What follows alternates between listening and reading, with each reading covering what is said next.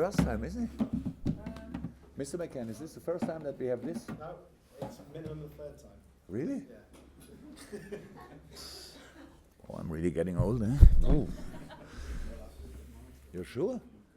Ah, that's not okay. Third time here, fifth time in Germany. Right, so we're doing embargo section, guys, okay? Rather than the Embargo. Make it clear when that sets in. Vinny, kick us off.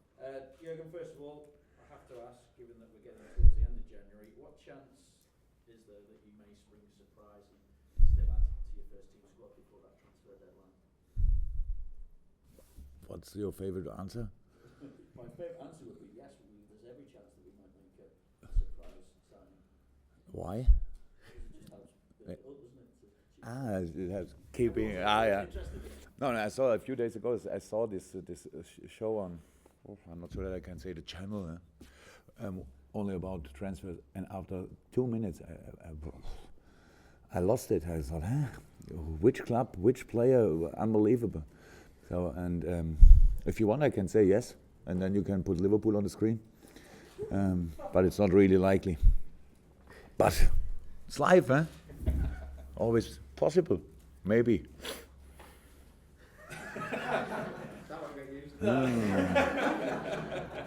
I don't even know what I said, actually. So, yeah. I'm going to take it as a no. Yeah, you're good, yeah.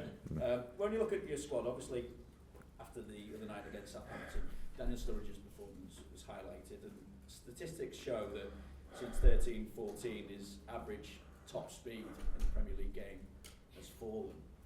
Have the injuries taken their toll on Daniel? Have they taken away the player that he once was, or do you see him getting back to those levels that he had in 13-14? I don't exactly about the level of 13-14 actually, because I was not here. But that's not too important. Look, it's your job to find obviously things we can talk about. So I thought especially after the Southampton game, it was from the physical side a really good game of Daniel Sturridge, for example.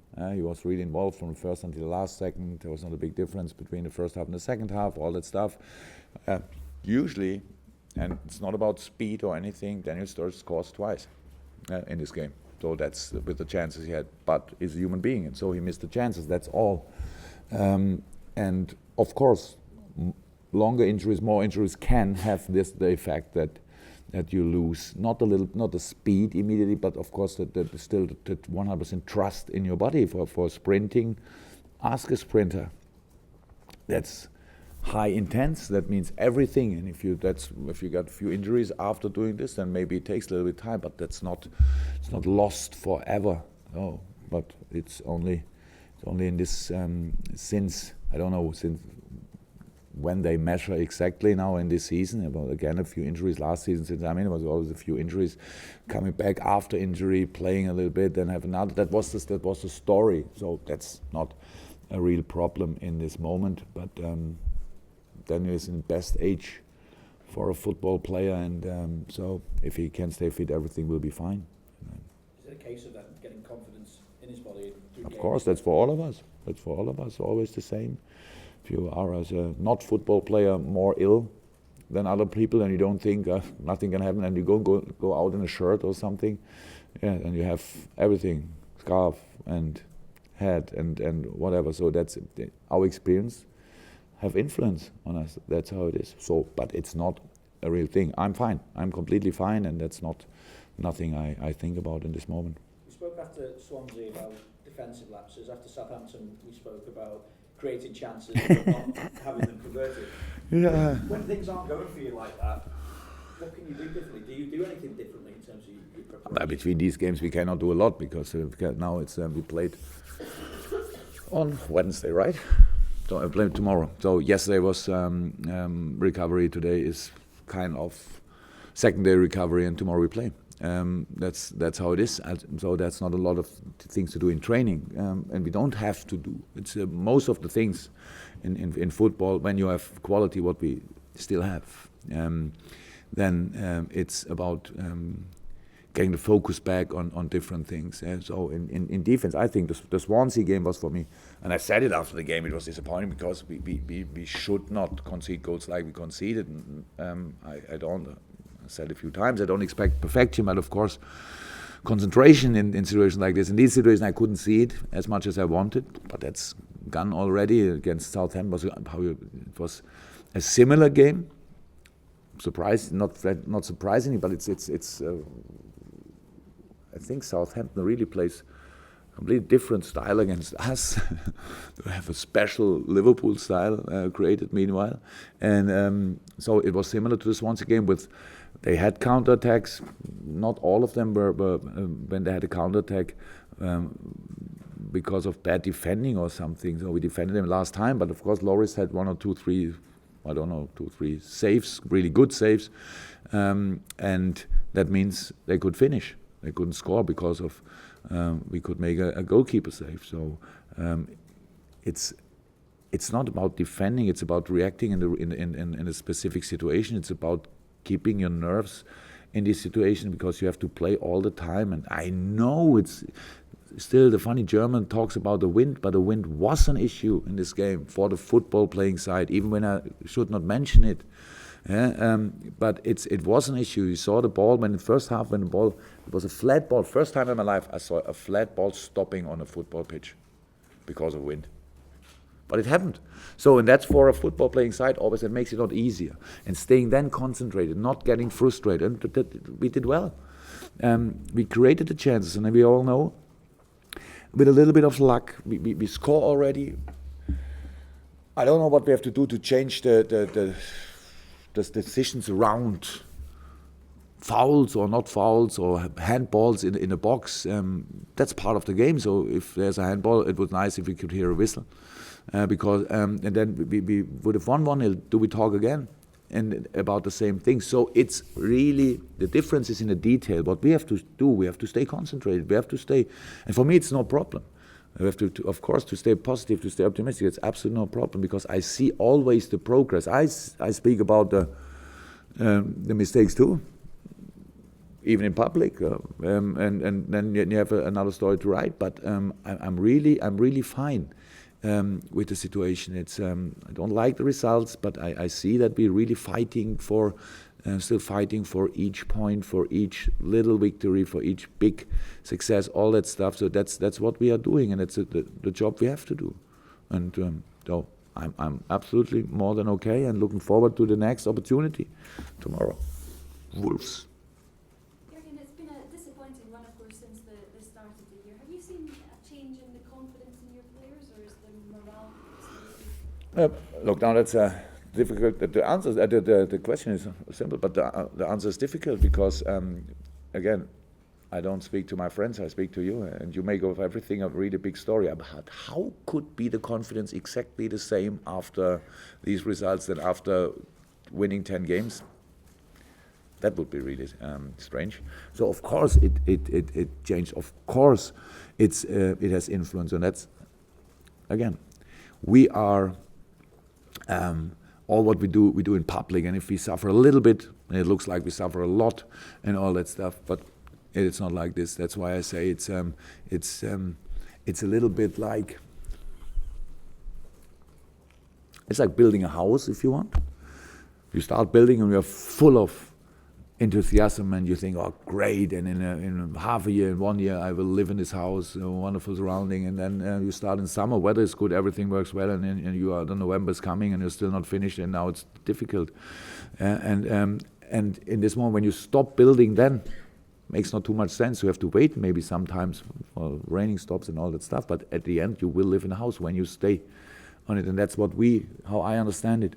So, and maybe it's, we are again about the wind, or the weather changed a little bit, but we are still building, and we take all these things, what happened, and it's not that serious, it's not that big problem, but sometimes a few little problems are enough, and but we have the next chance tomorrow, we have another chance on Tuesday, another one on Saturday, so that's nice, and that's good, and so, yeah, how I said, I'm looking forward to it.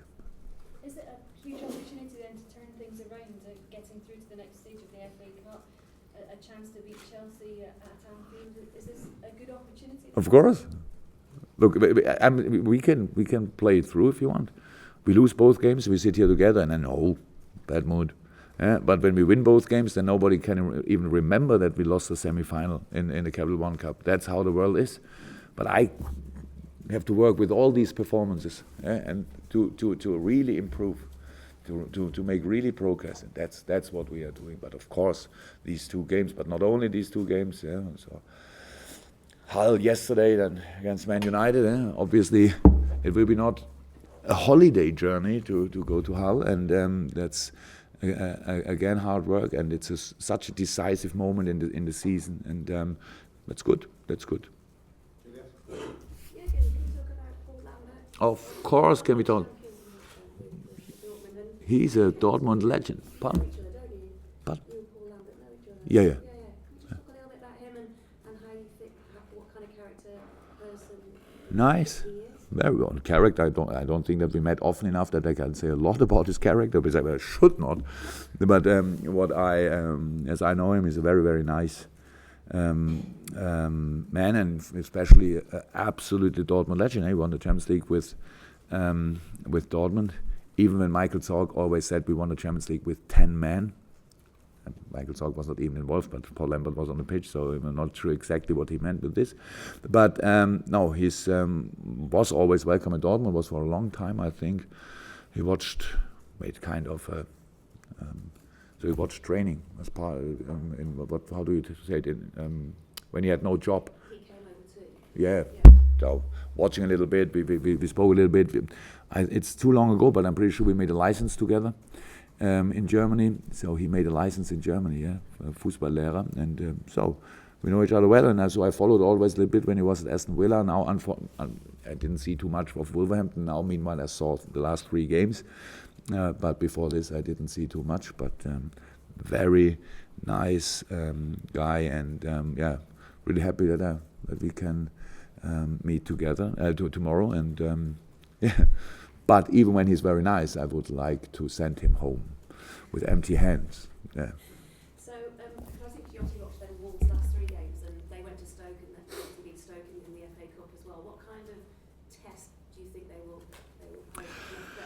If you want, the last 2 games were again a very good test for this, because Wolves are a pretty direct team with a long ball play that makes sense, target players up front, and then counter pressing. Then it's not only about what Wolves is doing. I think our style of playing forced the other team in a deep position. So it will be again working a lot.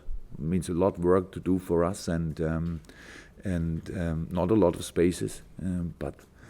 We are used to it, and we already did it really well. But I should be clear, we play at Anfield, so I don't hope that they are too dominant. So I think we will be dominant, and then we have to find the spaces between their players. Any injury problems? More or less problems, I don't know. But it's not fine. It's not.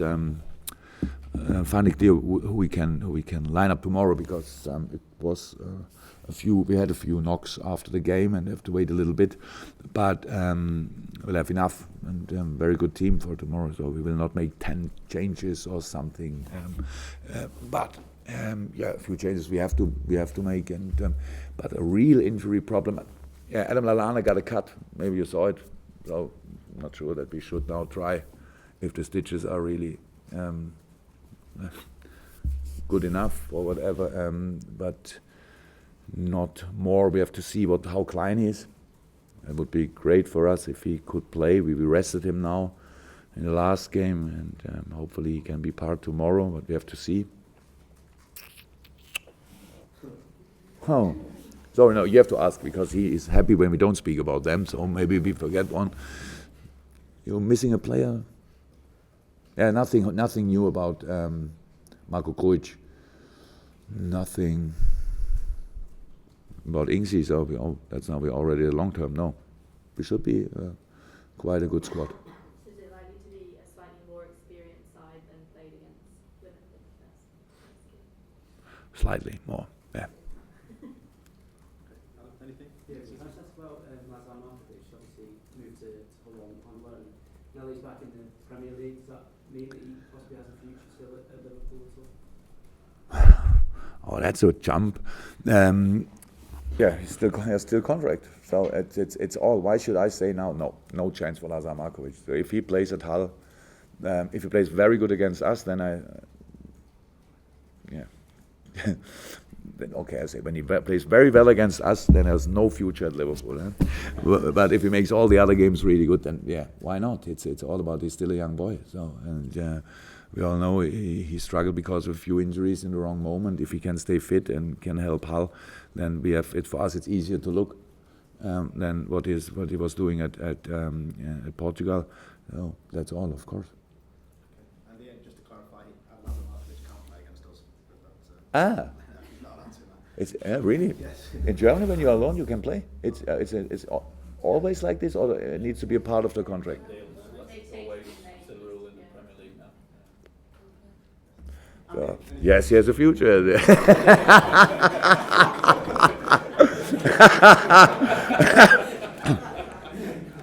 Before we go to the embargo section, It used to be gentlemen's agreement.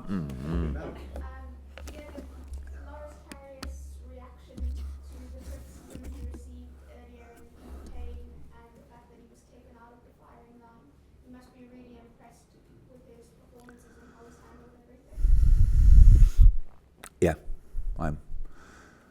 so that's what I said. Look, I understand it's 100%. It's part of the business. We always speak about the problems we have, and we put the finger in the wound, whatever. And then a few weeks ago, we spoke about our goalkeepers, and a lot of people thought last year we were not happy with one goalkeeper. This year we are not happy with two goalkeepers, so we made it even worse. Now I think the smallest issue we have in this problem is a goalkeeper.